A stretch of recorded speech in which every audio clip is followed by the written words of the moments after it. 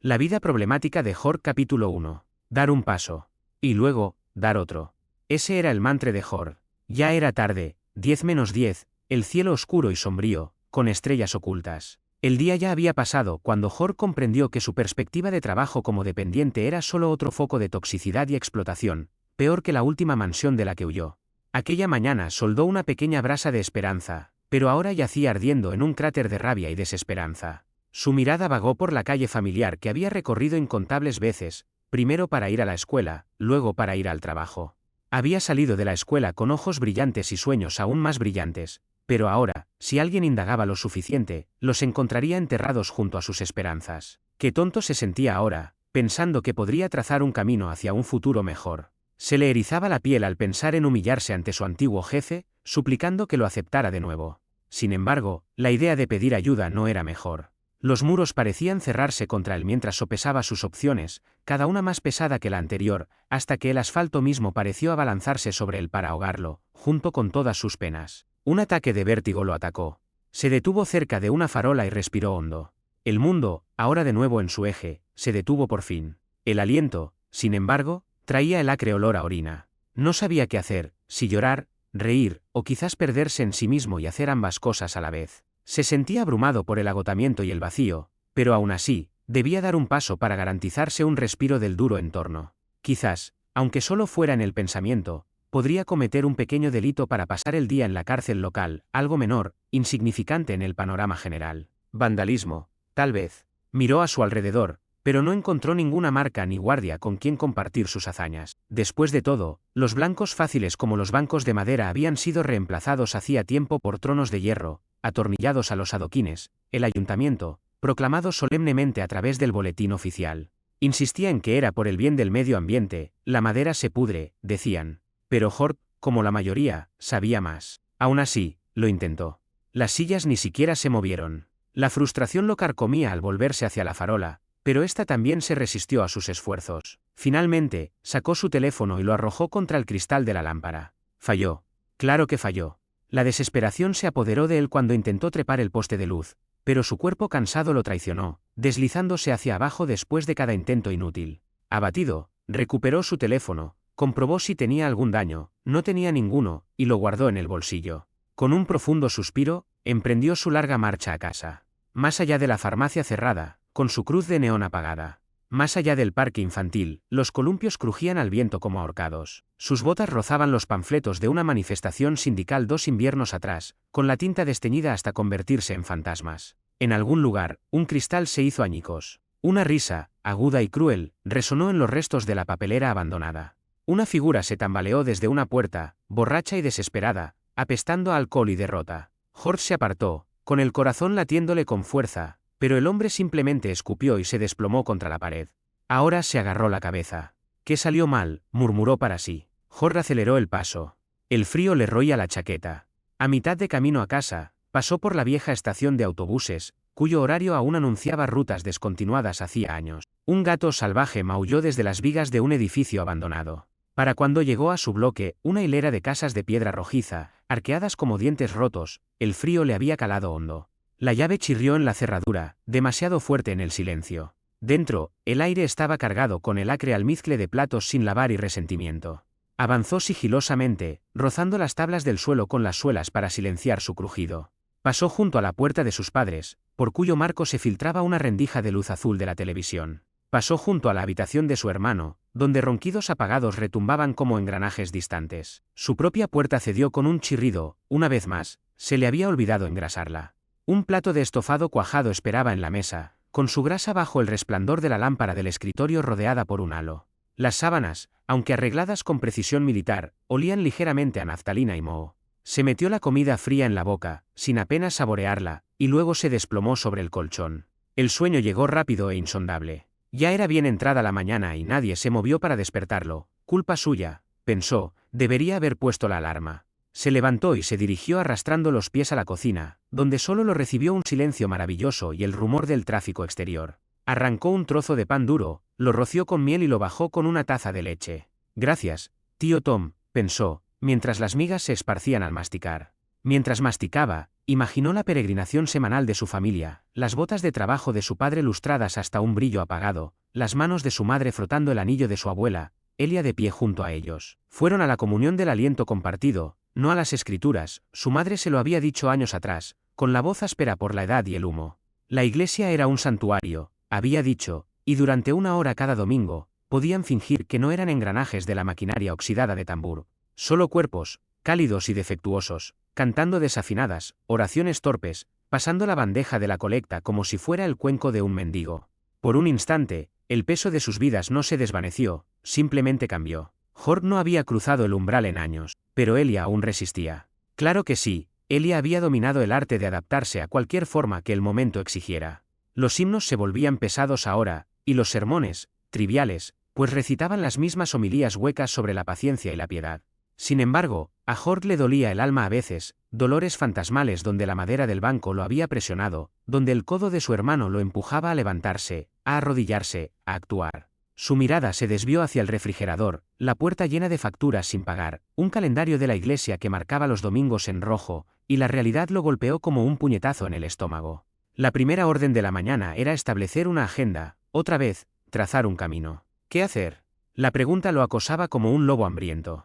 Esos viejos bastardos lo habían tomado por tonto, lo habían llevado de la nariz para que abandonara el empleo de anciano. ¿Y ahora, volver a rastras? ¿Suplicarle a su viejo capo que lo readmitiera? ¿O probar suerte con puño negro? Pero ahora no conocía a nadie, y nadie que lo supiera lo conocía. ¿Y él, dar marcha atrás y reabrir un capítulo cerrado? ¿Renegar de su promesa a Elia? Ja. Impensable. Resopló, se levantó con rigidez, salió y cerró la puerta tras él. La carretera lo recibió con su habitual palidez, asfalto agrietado, escaparates tapiados, el agrio olor del abandono. Un abandono que afligía a casi 1.000.000 de almas. Los adoquines bajo las botas de Jord eran irregulares, sus surcos erosionados marcaban generaciones de pisadas pesadas. Caminaba sin rumbo, dejando que el ritmo de su respiración, inhalaciones agudas teñidas con el acre mordisco de las últimas fundiciones lejanas, se sincronizara con sus pasos. El agua turbia del canal lamía las piedras cubiertas de musgo, su superficie aceitada con brillos arcoíris que se estremecían con el viento. Un cristal fracturado en un almacén tapiado captaba la tenue luz de la mañana, esparciendo fragmentos de prisma a su paso. Se detuvo, siguiendo la danza de color fracturado sobre el viejo adoquín. Por un instante, el rugido de la ciudad, el traqueteo de los trenes de mercancías, los gritos cerrados de los vendedores ambulantes, se convirtió en ruido blanco. Sus dedos rozaron el hierro frío de un volardo oxidado, su superficie picada lo aterrizó. Dentro, fuera. Siguió caminando, el nudo en su pecho desenrollándose hilo a hilo. Entonces lo vio, un manifiesto de la guardia, fácilmente reconocible por su marco azul lila, pegado torcidamente en una farola, con los bordes ondeando al viento. Mejor que nada, pensó y exhaló, desprendiéndolo. La tinta se le corrió bajo el pulgar, pero las palabras brillaban con claridad. Restaura el orden. Recupera tu futuro. Ciudadanos de Tambur. Los tiempos son difíciles. Las calles se vuelven un caos, sus familias están inseguras. Los llamados sindicatos y milicias venden caos, no pan. Pero hay otro camino. Únete a la guardia de la ciudad. Salario fijo. 3 comidas al día. Una cama en la calle. Ofrecemos. Objetivo. Proteger a sus vecinos de saqueadores, pirómanos y agitadores extranjeros. Orgullo. Llevar el uniforme del deber cívico. Pensión. Asegura tu vejez asegurando la ciudad. Me moría de hambre, mis hijos lloraban. La guardia me dio un fusil y un futuro. Sargento V. Arken, exestibador. La elección es clara. Caos, anarquía en los callejones, tus hijos hurgando en los restos. Orden, un uniforme limpio, una barriga llena y la gratitud de Tambur. Preséntate en la ciudadela cuando quieras. Trae tus manos, tu lealtad, y deja tus quejas en la puerta. Tamburges se mantiene fuerte cuando su gente se mantiene unida. Se quedó paralizado, con el papel manchado frío en la palma de la mano. Tomarlo lo resolvería todo, ahora. ¿Pero a qué precio? ¿Qué haría Elia? Caminó frenéticamente de un lado a otro. Sus dientes encontraron de nuevo la uña del pulgar, royendo la cresta deshilachada. Un terrible camino de violencia, una vez más, oculto ante él, un camino que conocía como una lengua materna. Su infancia no había sido apacible, y el caos que asoló la nación de Meridia había despojado a la mayoría de sus residentes de su esperanza de vida. Incluso ahora, podía saborear la punzada del hambre, el sabor metálico del beso de una porra apagada, la absurda emoción de escapar corriendo de los guardias con amigos que luego se desvanecerían en humo acrílico. Sin embargo, solo los padres de Jord persistían en su mente como siempre, voces afiladas como bisturíes, ojos diseccionando cada tropiezo. Lo intentaron, se recordaba a sí mismo. Su amor era un libro de cuentas, filas de trabajo intercambiadas por comidas, manos callosas agarrando las boletas de calificaciones de su hermano como escrituras de salvación. Habían doblegado su columna vertebral al trabajo duro e interminable, regalando a sus hijos uniformes raídos y un techo que rezumaba ambición. Pero no podía olvidar sus latigazos. Ingrato, murmuraba su padre, con los nudillos blancos alrededor del cinturón. Tu hermano nunca, una frase que a menudo dolía más que el cíngulo del anciano. Era la única opción sensata para Hort, una rendición pragmática a la aritmética de la supervivencia. Al unirse a la guardia de la ciudad, Hort cambiaría su deteriorada moral por un uniforme y un salario lo suficientemente cuantioso como para sanear las sangrantes arcas de su familia. Se acabaron las sombras de los muelles, el racionamiento de la comida. El dinero de la guardia, por muy contaminado que estuviera, les permitiría comprar medicinas y acallar las amenazas del terrateniente. Que la mirada de Elia se detuviera en la placa, que su padre apretara la mandíbula ante el acuerdo. Mejor un hijo al servicio de la podredumbre de Tambur que otro cadáver en sus cunetas. Y así, con una resolución tan vacía como las promesas del alcalde, Hort avanzó penosamente hacia el corazón burocrático de la ciudad. El viaje duró 1 hora, cada instante medido por el sonido del agua al chapotear. La fortificación de la ciudadela se alzaba imponente, una reliquia del imperio baricritano, cuyas murallas fracturadas albergaban ahora el corazón burocrático de la ciudad. 2 puentes jalonaban la ruta, cuyos arcos se hundían bajo el peso de historias silenciosas. El primer puente mostraba las cicatrices del abandono, baches tapados por el asfalto quebradizo, barandillas oxidadas. Más allá, las calles se estrechaban, los edificios envejecían, con su altura inflada por la naturaleza cíclica de la construcción. El segundo puente, aunque no más imponente, lucía su antigüedad con un barniz de cuidado, aceras, farolas y paredes limpias de grafitis, las pulidas cámaras de vigilancia giraban como depredadores vigilantes. Aquí, la sombra de la ciudadela se extendía alargada. Sus imponentes muros, aún en pie, salpicados por el tiempo, enmarcaban un conjunto de anexos revestidos de acero y letreros LED parpadeantes. El aire se espesaba con la estática de la burocracia, permisos, cuotas, multas. Ninguna opulencia caracterizaba esta sede del poder, solo la estéril eficiencia de un sistema que hacía tiempo que había sustituido el papel por las hojas de cálculo. El corazón de la burocracia no era ajeno a Hort. Más de una vez, había rozado las narices de la ley, pequeños hurtos, riñas en bares, noches en celdas que apestaban a amoníaco. Por suerte, los libros de contabilidad digitales de los oficinistas habían pasado por alto sus peores crímenes. Pero los fantasmas persistían, una advertencia por aquí, la mirada fija de un sargento por allá. Ahora, con una plegaria a los dioses que vigilaban los pasillos, avanzó con dificultad, apostando a que habían extraviado sus registros. Caminó hasta que el vestíbulo se abrió ante Hort, con su techo abovedado adornado con luces fluorescentes que vibraban. El aire estaba impregnado de un olor denso a desinfectante barato. En un extremo se encontraba uno de los escritorios del recepcionista, de vidrio esmerilado y acero inoxidable, con la superficie vacía salvo por una computadora y una pila de papeles. Detrás de él, una empleada se encorvaba, con el rostro iluminado por la tenue luz de un monitor. Un cartel escrito a máquina, pegado al mostrador, decía, consultas. A sus espaldas se extendían pasillos. Hort echó un vistazo y leyó rápidamente. Sala A, Asunto Civil. Sala B, Infraestructura Pública. Sala C, Registros Públicos. Antes de que pudiera leer el siguiente pasillo, el empleado lo sorprendió, haciéndole casi saltar de la sorpresa. Propósito del Estado, dijo. Su expresión oscilaba entre el cansancio y la eficiencia distante. Una etiqueta plastificada decía, S.R. Bass, en letras descoloridas. Al hablar, su voz tenía la cadencia monótona de quien ha repetido, siguiente en la fila, por favor, 1000 veces. Buenos días. Y sí, H.M., sí. Quisiera preguntar por la guardia de la ciudad. La secretaria M. Bass no levantó la vista, sus dedos tintineaban con las llaves. Consultas a la guardia municipal. Sala G, subsección a tasa de solicitud, 20 marcos, pagaderos en el registro público. Firme aquí.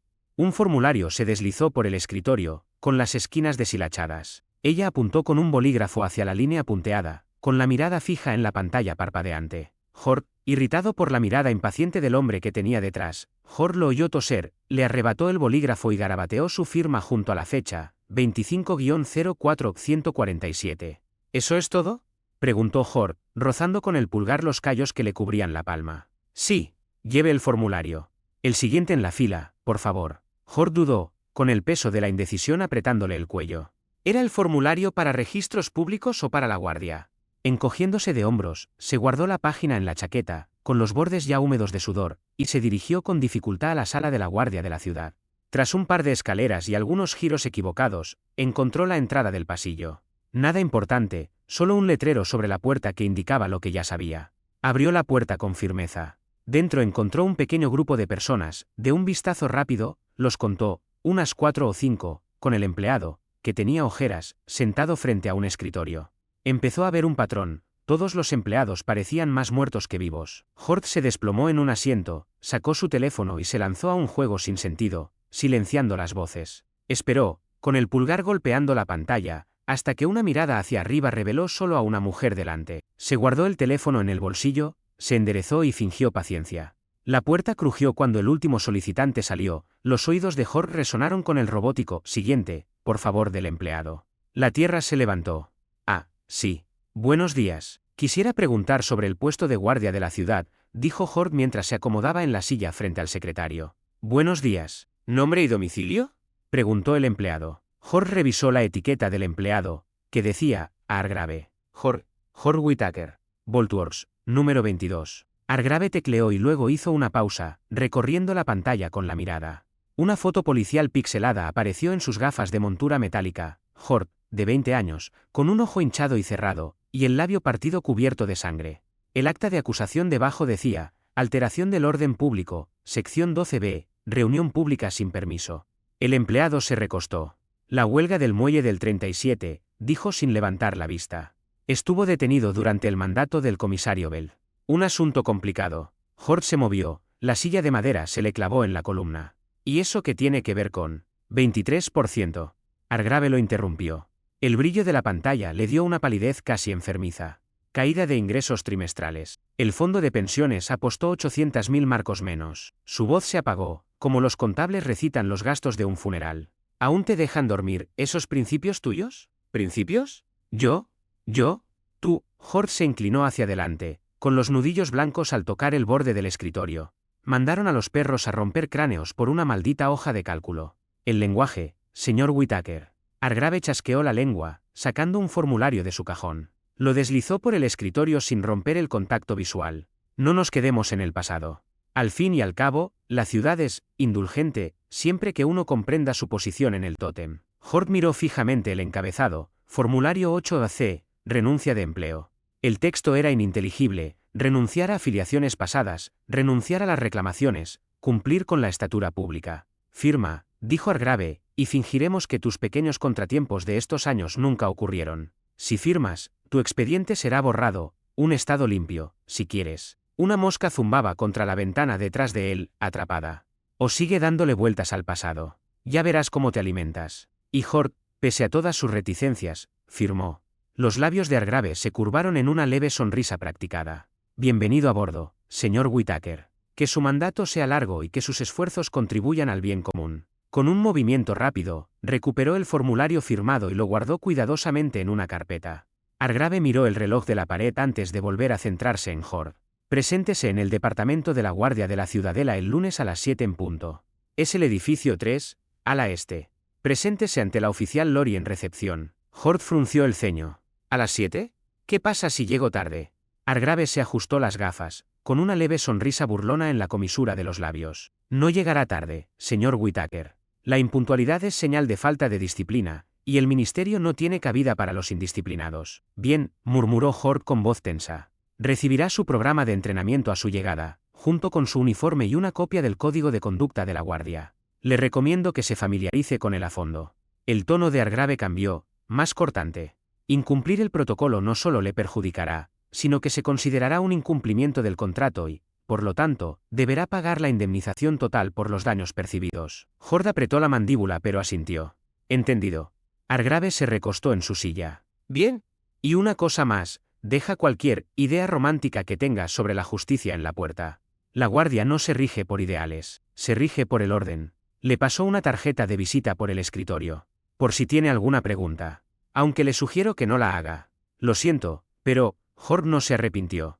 Todavía tengo un papel que firmé en recepción, ¿qué debo hacer con él? Preséntelo en el registro público, junto con una tarifa de 10 marcos, dijo Hargrave. Adiós, Whitaker. Hort se puso de pie, con el peso del momento en la cabeza. Sin decir nada más, se dio la vuelta y salió de la sala, dejando el asiento libre para el siguiente reclamante. salir de la oficina del secretario, entregar la documentación en el registro público y finalmente salir de la ciudadela dejó a Horde aturdido.